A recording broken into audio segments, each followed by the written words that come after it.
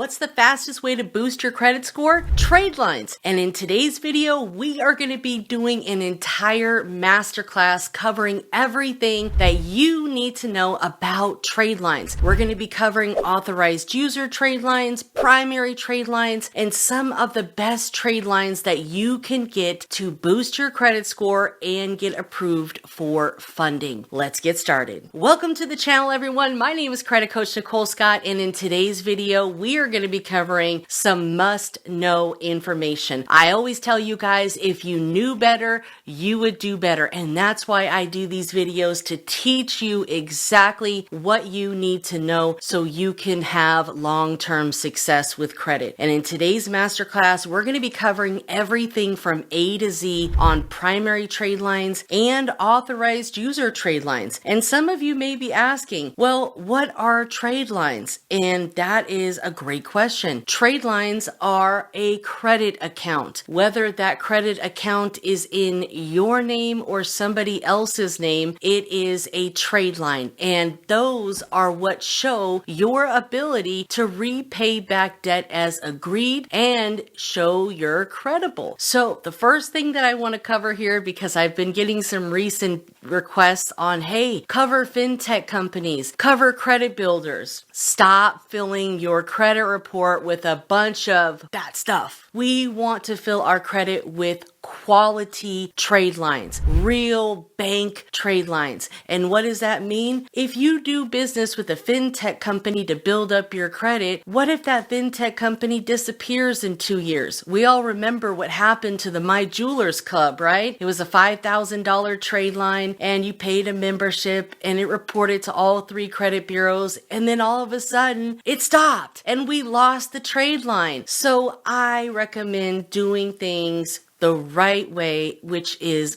building with real financial institutions and banks. And in this video, I'm going to show you exactly how you can do that and get your wheels starting to spin upstairs on how you can create your own primary trade lines with real banks and financial institutions. Sure, there's a few other credit builder accounts out there that are helpful and useful in some cases, but I would much rather someone get real bank trade lines with some of the best known banks, so that way they are in competition and you're adding what's called comparable credit to your profile. I'm going to be going over one of my clients' stories and how when she came to me, her highest credit limit was no more than $3,500, and as a business owner, that just wasn't going to cut it. I'm going to show you exactly what we did, the strategy that I do for all my clients, and you can take this same strategy and apply it to yourself. But make sure to watch all of these videos from start to finish because you don't want to miss anything in here. I always tell you, if you knew better, you would do better. And that's exactly what I'm going to be giving you today. Now, before we get any further, I need you to do me a favor, my friends, and I need you to pump up that algorithm. Give me a huge thumbs up and like, comment, subscribe. Make sure you are subscribed. Make sure you turn those bell notifications on. And most importantly, share this information with a friend. I'm going to be showing you guys one of the most powerful ways that you can create a primary trade line and share it with a friend. So let's talk about the types of trade lines that are out there. There are authorized user trade lines, which are very popular. Those are called AUs, authorized user. They belong to somebody else. So for example, if mom had a credit card and she added you as an authorized user, you would inherit all of mom's credit history and credit limit for that particular account. We just need to make sure that the account is 100% paid on time, not even one late payment. No, if an account has even one late payment, it is no good. We're also looking for accounts that have a very low credit utilization, preferably less than 15%. However, if someone plans to pay it off, then that might work as well. But we just don't want to inherit somebody else's debt. I see this happen time and time again where a parent will add their child to a card card as an authorized user. Next thing you know, the parent has a late payment or they've maxed out the card. Let's just get you removed at that point because it's not providing any value if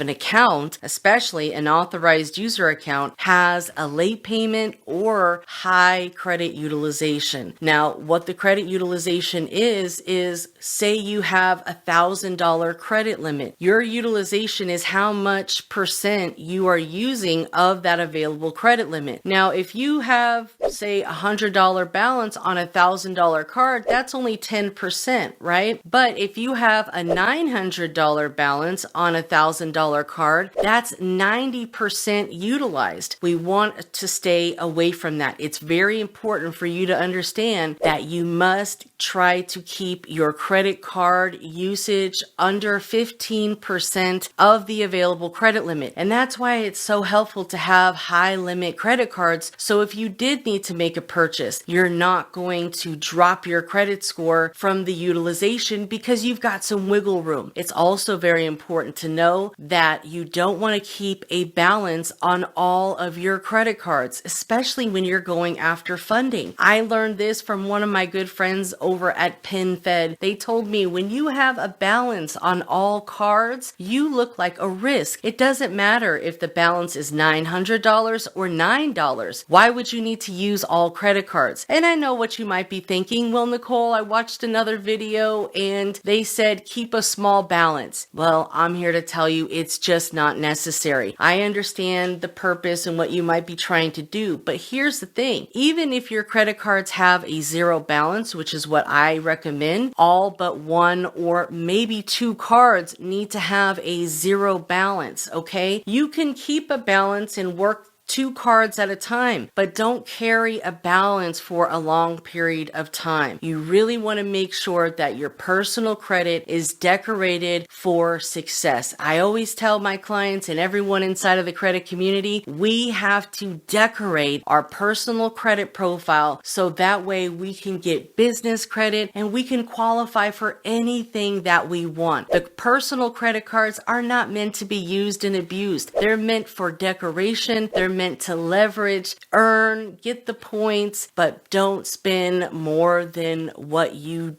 don't have in cash. That's how people get themselves into a lot of trouble because at the end of the day, we still have to pay this money back. I know it's not what you want to hear, but I give you the information that you need to know, not necessarily what you want to hear, because if you knew better, you would do better. And we are focused on long-term success, not microwavable success, okay? Because we all know if it comes quick, it's gonna leave just as fast, my friends. And I don't want repeat customers. I want people that are going to be able to show me all of the wonderful results that they've had after our training and after we've worked together. So let's get into this. I know I kind of get off topic, but guess what? It's all in good faith. The next type of trade line is going to be your primary trade line, or a co-borrower, right? If you co-sign or you add somebody else to the account, those are considered primary accounts, meaning you are responsible for these accounts, and if you make a late payment, it's going to just tank your credit score. These hold the most value for somebody. So it's really important for you to understand the concept of building up your credit and not filling it with a bunch of ass trade lines. You want to focus on quality bank trade lines. We're not focused on quantity. We want to focus on quality for long-term success, because if you open a credit card, we don't want it to close. We want it to stay open, and we want other banks to recognize, hey, XYZ bank over here gave me $20,000. So I want you to give me $20,000 or $30,000. Or, hey, we see Navy Federal give you $30,000. We'll give you $25,000. So you want to be able to build your profile the way you want to get funded, guys. And I know that might sound like, how the hell do I do that? I didn't know either before I really got into credit, okay? And it's never too late. It's never too early, all right? Just learn. That's all we can do and apply. So we've got authorized user accounts, and the only type of authorized user accounts are going to be revolving, okay? And now those are credit cards and lines of credit. Now, when it comes to AUs, these are just credit card accounts that belong to somebody else where they're going to add you as an authorized user. You don't get a card in the mail. You don't get anything except for you inherit that card's good credit history, all those on-time payments, and most importantly, that credit limit. So you can use it as comparable credit to get credit cards in your own name that are a higher limit than what you would have normally gotten approved for. Because when I was first starting to build my credit, I could not get approved for more than $500, maybe $1,000 at best. And it was so frustrating because, what am I going to use these cards for? I can't barely spend anything without my credit utilization going haywire and dropping my credit score. So that's why it's very important to,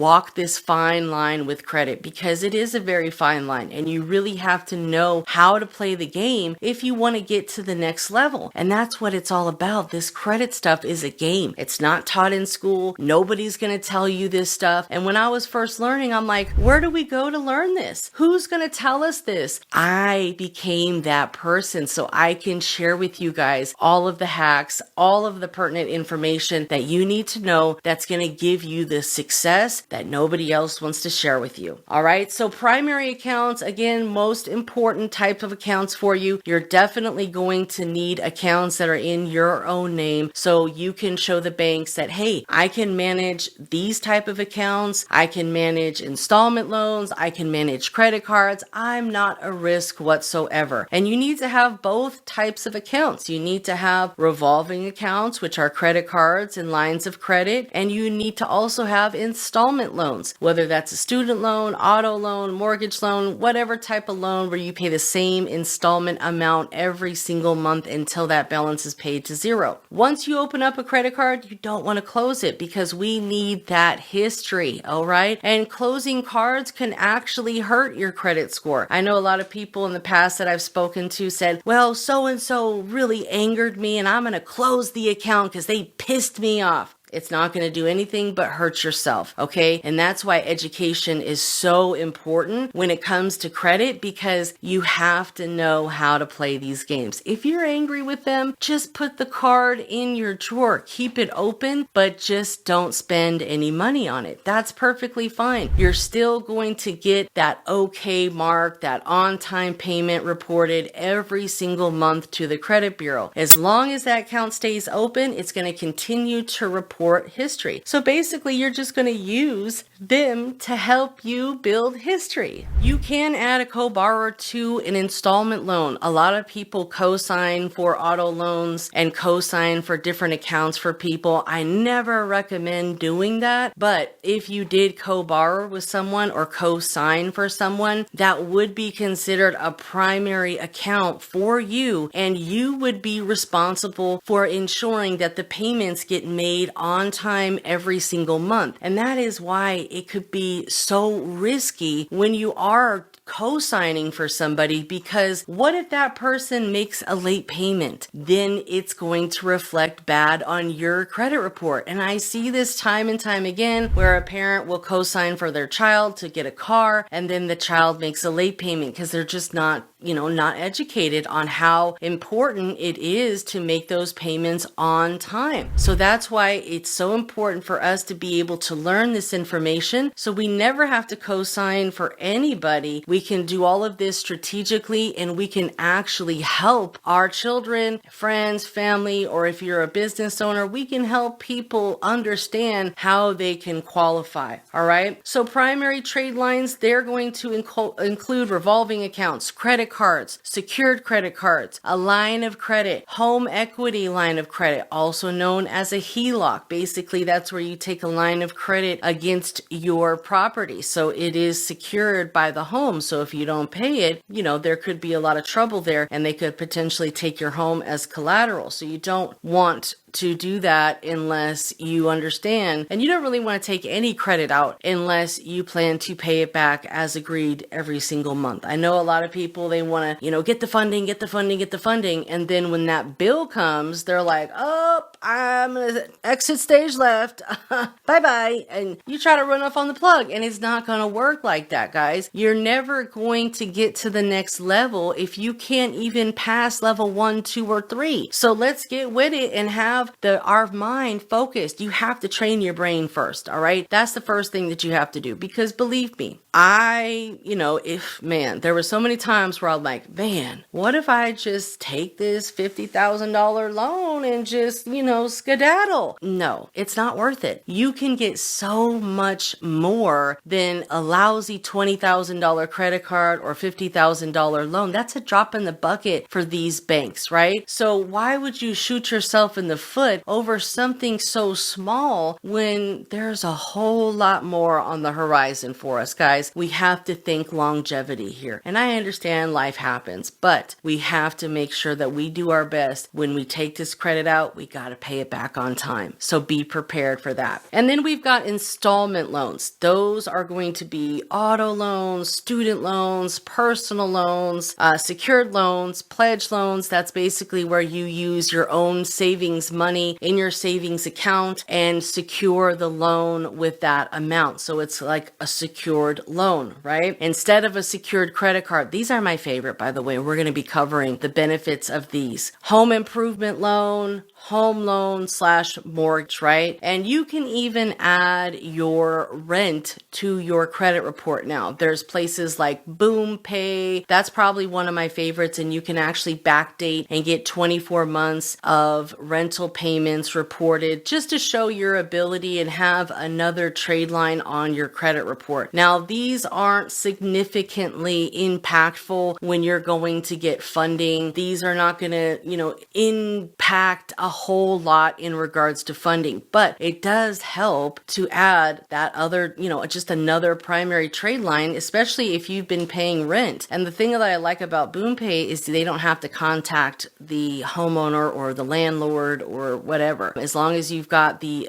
rental agreement, you can upload that and you can connect your bank accounts and they can find the amounts and they can add that to your credit. There's other places out there as well. There's Rent Reporters, but a lot of the other places do not report to all three like BoomPay does. And BoomPay is very inexpensive, so I'll leave a link below in the description. You can check out BoomPay. I've also got my free credit kit below. You can check that out. Ton of free value there for you guys. Lots of information that we're going to be covering today. We've got the credit union list in there, which has over 100 different credit unions, how to join, and just some basic information regarding that. More primary trade lines that are helpful when you are building credit, because I know it can be tough when you're working on building credit and your credit score isn't the best and you're like, well, where do I go to get credit, So we've got Tomo, and Tomo is cool because they connect via Plaid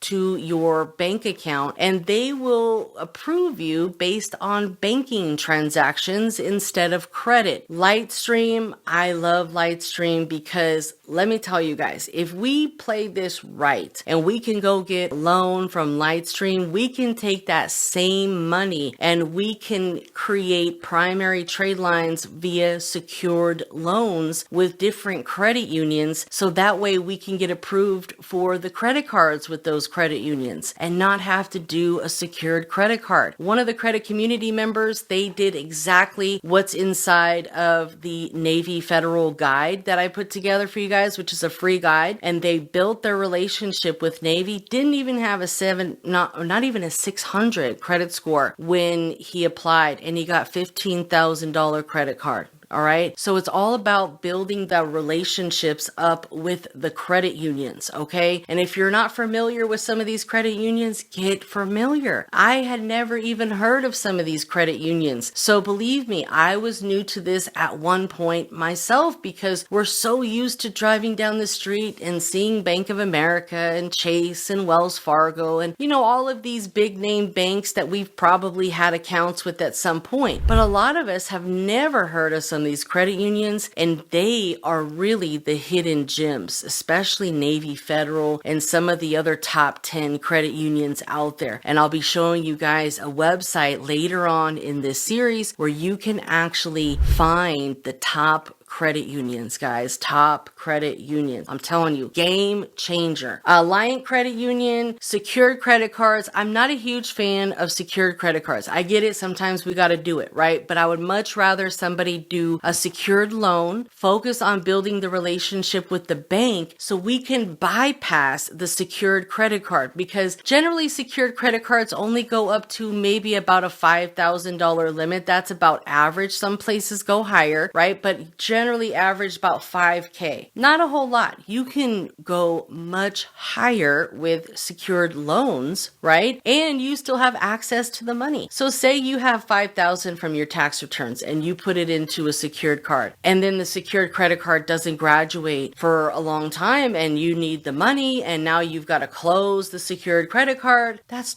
super counterproductive, all right? With the secured loans, it's still a primary account. It's just an installment account, and you still have access to the funds. So that's why we want to go after the secured loans, aka pledge loans. And a lot of credit unions offer these type of secured loans, aka pledge loans. Navy Federal is the pledge loan. PenFed has a secured savings loan. DCU has a secured savings loan. And basically you're just using the money that's in your savings account to secure that loan. And then what you can do is pay it down, wait at least 30 to 45 days. Let a billing cycle filter through, okay? Let it report. All right. And then you can pay down that account about 80%, 85%, right? The goal with these secured loans is to keep them open for a minimum of 2 years. All right. Minimum 2 years. Why? We need the history. All right. That's most important, is to show our ability long term to pay as agreed. All right. So if you pay down your loan, you probably won't have a payment due for a while. But what you can do is set up a small auto pay, maybe $5 a month, calculate it out for, 24 months, whatever you have left. Just set up auto pay where you're paying maybe $5 a month. So every month that balance will go down a little bit. You do have to pay a small interest, but it's well worth it, because if you're going to be dealing with these other places to build credit, there are always going to be,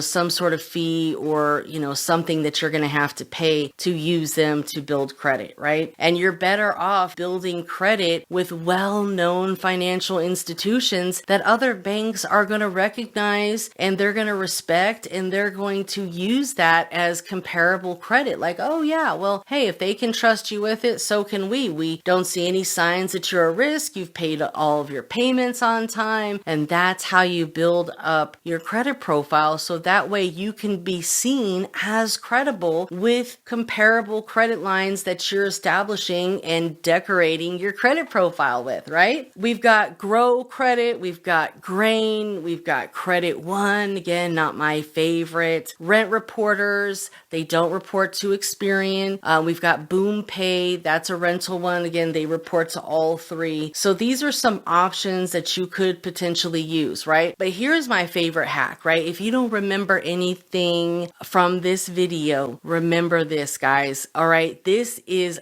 I'm telling you, like, if I would have known this earlier. And let me tell you a quick story before we get into this, okay? There was a gentleman, I don't know, a while back, and he created a $100,000 primary secured loan. All right. And he was actually selling this for like $5,000 to people. And he would add them as a co-borrower to this $100,000 secured loan. I mean, that was crazy, because he got caught, and now, was it worth it for him? I don't know, because they shut down his entire account. So I don't recommend selling these type of accounts and changing out the co-borrowers all the time. But the cool thing is, say for example, you do a $20,000 pledge loan, aka secured loan, right? You can actually add a co-borrower to the secured loan, and you guys will both inherit this account as a primary trade line, which is a game changer. Because say for example, you want to help your son or daughter, your child or a family member qualify to purchase a vehicle, right? But they don't have comparable credit. Maybe they're young and they just don't have anything that's going to get them approved, so they need a co-signer right now. Well, the best thing that you can do is create this secured loan and then add them to that account. With these accounts, they're not an authorized user. It's actually a primary account. So that's a complete game changer to be able to create a primary trade line and then add a family member. And you can add someone at any time. So say, for example, you've already had this account open for 2 years and now you want to add your son or daughter. They have to be at least 18 years of age, right? Maybe they just turned 18 and now you want to add them. You call them up, you call the bank up over the phone and say, hey, I want to add my son or daughter to my secured savings loan, and they're going to inherit all of that history as well. So it's an awesome way to help friends and family add comparable credit, especially when they want to qualify for some sort of installment loan or just have a thin credit profile and don't have many primary accounts in their own name. So cool hack here. One of my personal favorites. Again, don't recommend selling these type of things. I recommend just using them for yourself. I mean, do with the information what you will, right? You can certainly make a lot of money if you did choose to,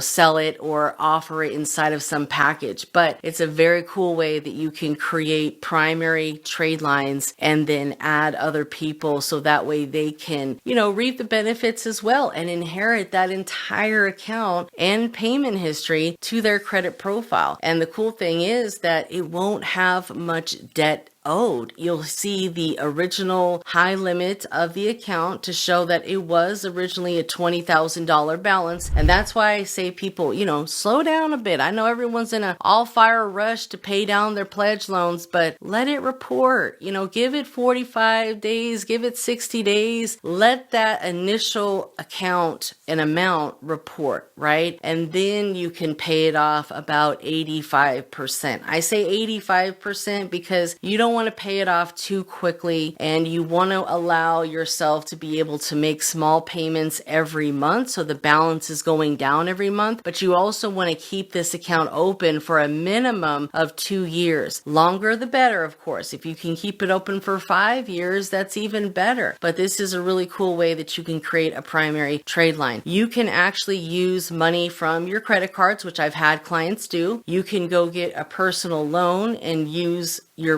those funds to create more primary trade lines and really, boost up your credit profile. The cool thing about these type of secured loans, there's no credit inquiry required and it's going to report to all 3 credit bureaus. So, I would say this is my go-to credit builder when anyone's asking me how they should build credit. Start working on your relationships with the credit unions. Find 3 credit unions that you want to start working and building with and open up a checking account, savings account, do a secured loan. Usually the minimum that you can do is $250, but if you can do more, that's always going to be better. The more, the merrier. You know how they say, right? And even if you could do like 1,000, my first pledge loan was $3,500. I know everyone should have just recently got like a tax return. I know about the time I'm recording this, it's about tax season. So we want to make sure that we leverage that money and put our cash on our credit report, guys. I've also had people where they've had family and friends do it and then just add them as a co-borrower. So that way there's no risk involved and they're just inheriting that positive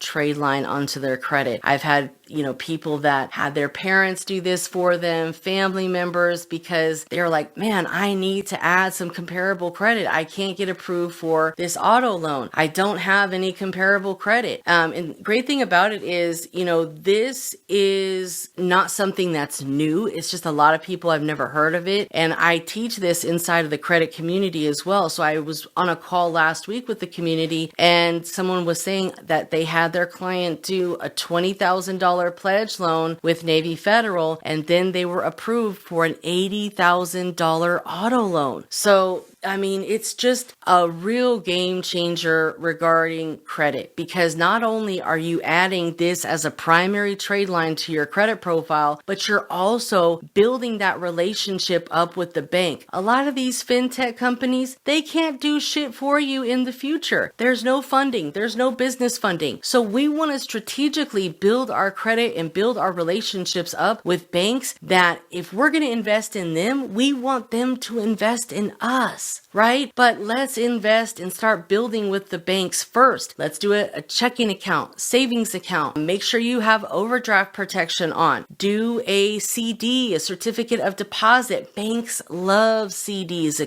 okay? You can do multiple CD accounts, but the goal is to get to 5 or more banking products with the bank that you're building with. And if you can only handle building one at a time, do that, right? If you can have a small direct deposit, 5%, 10%, go in there. Great, perfect, right? But start building, all right? You can do multiple pledge loans with the same bank. I don't necessarily recommend that unless one was just a really low limit and now you're going to do a second one that has a huge limit, because you can spread the wealth and you can do a pledge loan with, say, Navy Federal, and then you can take that same funds, transfer it to another credit union and do another pledge loan with that credit union. So now you're creating 2 primary trade lines for yourself, and you can add people to help them as well. It only makes sense. And that's why I tell you guys, you got to watch the entire video. This was part 1 of the Tradelines Masterclass. I appreciate you watching. Make sure that you have subscribed and like, comment. Most importantly, share this information with a friend, because this is the type of information that we teach inside of the credit community so you can build long-term success. My name is Credit Coach Nicole Scott, and I'll see you next time.